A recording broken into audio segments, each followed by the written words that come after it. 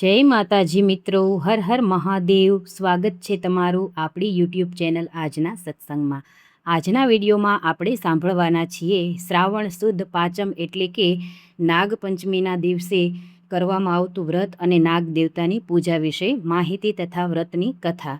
શ્રાવણ વદ અને સુદ બંને પાંચમના દિવસે આ વ્રત કરવામાં આવે છે। વ્રત કરનારે સવારે વહેલા ઉઠી નાહી ધોઈને પાણિયારા પર નાગનું ચિત્ર દોરી ઘીનો દીવો કરી પૂજા કરવી।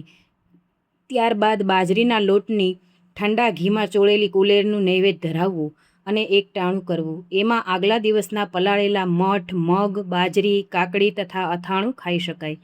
આ વ્રત કરવાથી ઘરમાં અવારનવાર થતા ઝઘડાનો નાશ થાય છે અને સંપ વધે છે તથા નાગ દેવતાની કૃપાથી ધન ધાન્યના ભંડાર અખૂટ રહે છે। હવે આપણે સાંભળીએ નાગપંચમીની વ્રત કથા। જો તમને મારો વિડીયો ગમે તો લાઈક કરજો, શેર કરજો અને કોમેન્ટમાં જય નાગ દેવતા જરૂરથી લખજો। એક ગામમાં એક ડોસી તેના 6 દીકરા તથા વહુઓ સાથે રહેતી હતી। દરેક વહુને પિયર હતું, મા બાપ હતા, પરંતુ નાની વહુ રાધાને પિયરમાં કોઈ ન હતું। આથી એને બધા નીપીરી કહી મેણા મારતા હતા। તેની પાસે સાસુ અને જેઠાણીઓ ખૂબ જ કામ કરાવતી હતી, તેને પૂરું ખાવા પણ આપતી ન હતી। ભાદરવો મહિનો આવ્યો, ઘરમાં ખીર બની, ઘરમાં બધાએ પેટ ભરીને ખીર ખાધી, પણ નાની વહુ રાધાને કોઈએ યાદ ન કરી। એ દિવસોમાં એ ગર્ભવતી હતી, આથી તેને ખીર ખાવાનું મન થયું।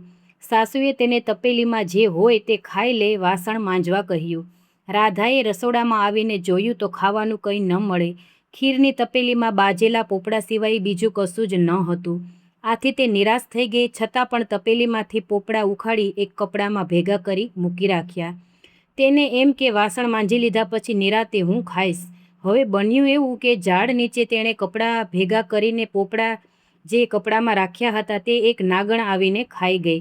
તે પણ ગર્ભવતી હતી। થોડી વારે રાધા વાસણ માંજીને ઝાડ પાસે આવી, તેણે જોયું તો કપડામાંથી પોપડા ગાયબ। નાગણ આ બધું ઝાડ પાછળ સંતાઈને જોતી હતી। તેના મનમાં એમ કે હમણાં મને આ ગાળો દેશે, પરંતુ તેના આશ્ચર્ય વચ્ચે રાધા બોલી, જેણે ખાધા હોય એનું પેટ ઠરજો। આ સાંભળી નાગણ ખુશ થઈ ગઈ અને તેણે રાધાને મનુષ્ય રૂપમાં દર્શન આપતા કહ્યું કે બહેન, તને કઈ વાતનું દુઃખ છે? પ્રત્યુત્તરમાં રાધાએ પોતાનું દુઃખ વ્યક્ત કરતાં કહ્યું કે માં, મારા પિયરમાં કોઈ સગું નથી એટલે સૌ મને મેણા મારે છે। વળી થોડા દિવસમાં મારો ખોળો ભરવાનો છે। મારે કોઈ ભાઈ નથી, હું કોને ખોળો ભરવા બોલાવું? આટલું બોલતા તેની આંખમાં આંસુ આવી ગયા।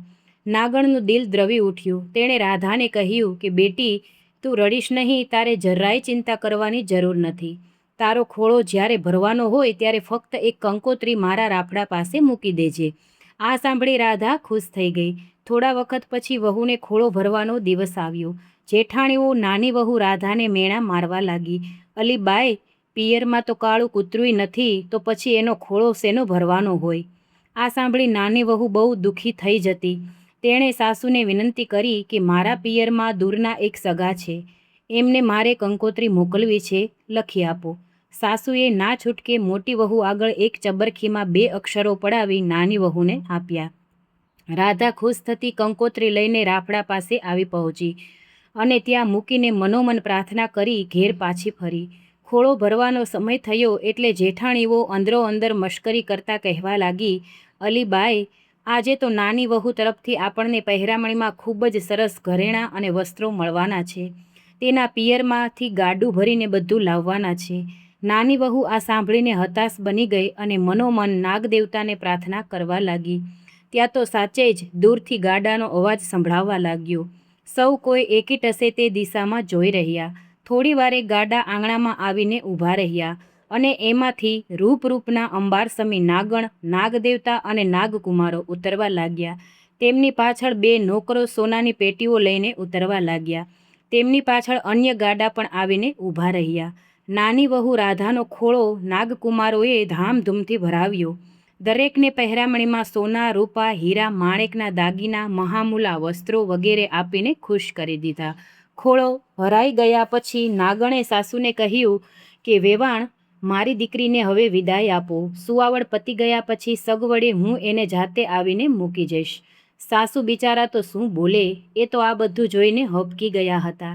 નાગણ નાની વહુને લઈને વિદાય થઈ। નાની વહુ નાગણ સાથે ગઈ તો ખરી, પણ મનમાં એને મૂંઝવણ થઈ કે આ નાગણ એને ક્યાં લઈ જશે.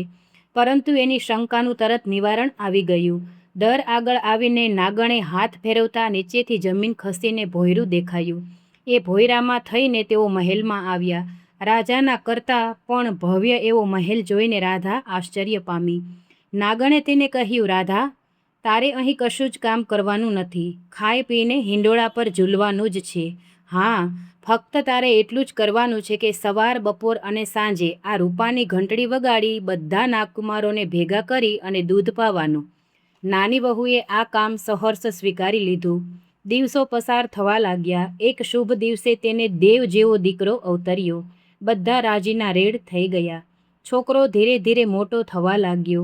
એક દિવસ રાધા કંઈ કામ અંગે દૂધને વાસણમાં ઠારવા મૂકી બીજા ઓરડામાં ગઈ. છોકરો રમતો રમતો ત્યાં આવી ચઢ્યો અને તેણે રૂપાની ઘંટડી લઈને વગાડવા માંડી. ઘંટડીનો અવાજ સાંભળી નાગકુમારો દોડતા આવી પહોંચ્યા. તેમને જોઈ છોકરો બી ગયો અને તેના હાથમાંથી ઘંટડી છૂટી ગઈ ને 2 નાગકુમારોના પૂંછડા પર પડી. આથી નાગકુમારોના પૂંછડા કપાઈ ગયા. બીજા નાગકુમારો ગરમ દૂધ પીવા ગયા ત્યાં તેમના મોઢા દાઝી ગયા. નાગકુમારો બાંડિયા અને બૂચિયા થઈ જતા છોકરા પર ખૂબ ગુસ્સે ભરાયા અને તેને કરડવા દોડ્યા. એટલામાં રાધા આવી પહોંચી અને છોકરાઓને તેણે બચાવી લીધો. નાગકુમારોની આવી દશા જોઈ તેને ખૂબ દુઃખ થયું, પણ તે નાના છોકરાને શું કહી શકે. નાગણીએ નાગકુમારોને શાંત પાડ્યા, પણ તેમના મનમાંથી દાજ ગઈ નહીં. થોડા દિવસ પછી નાની વહુને સારો દિવસ જોઈ મનગમતી પહેરામણી આપી વિદાય કરી. સાસરીમાં નાની વહુ હવે માનીતી થવા લાગી. આથી તેની જેઠાણીઓ તેના પર દાજે બળવા લાગી. નાગકુમારો પણ નાની વહુના છોકરા પર દાજે ભરાયા હતા. આથી તેને કરડવા માટે તેના ઘેર આવી પહોંચ્યા અને ઘંટી નીચે સંતાઈ ગયા. એટલામાં નાની વહુ પાણીનું બેડું ભરીને આવી. ઉંબરામાં આવતા તેને ઠેસ લાગી. તે પડતા પડતા બોલી, ખમ્મા મારા બાંડિયા બૂચિયા વીરોને.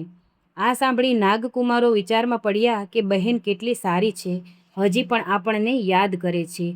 આ રીતે એમને 2-3 વાર અનુભવ થયો. બહેનનો આટલો બધો પ્રેમ જોઈને એના છોકરાને કરડવાનો વિચાર તેમણે માંડી વાળ્યો.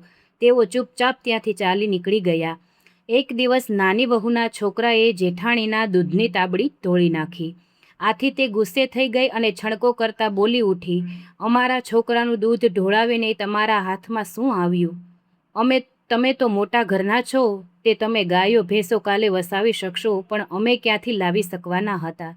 આ સાંભળી નાની વહુને ખૂબ દુઃખ થયું અને એ જ દિવસે છોકરાને લઈ નાગમાતા પાસે આવી પહોંચી અને પોતાના દુઃખની વાત કહી સંભળાવી. નાગમાતાએ તેને આશ્વાસન આપીને બીજે દિવસે નાગકુમારોને ગાયો લઈને તેની સાથે મોકલી આપ્યા. તેમાંથી કેટલીક ગાયો જેઠાણીઓને પણ આપી. આથી તેઓ ખૂબ ખુશ થઈ ગઈ. આખા ઘરમાં આનંદ છવાઈ ગયું. હે નાગદેવતા, તમે જેવા નાની વહુને ફળ્યા એવા સૌને ફળજો. તો મિત્રો, આ હતી નાગપંચમીની વ્રત કથા.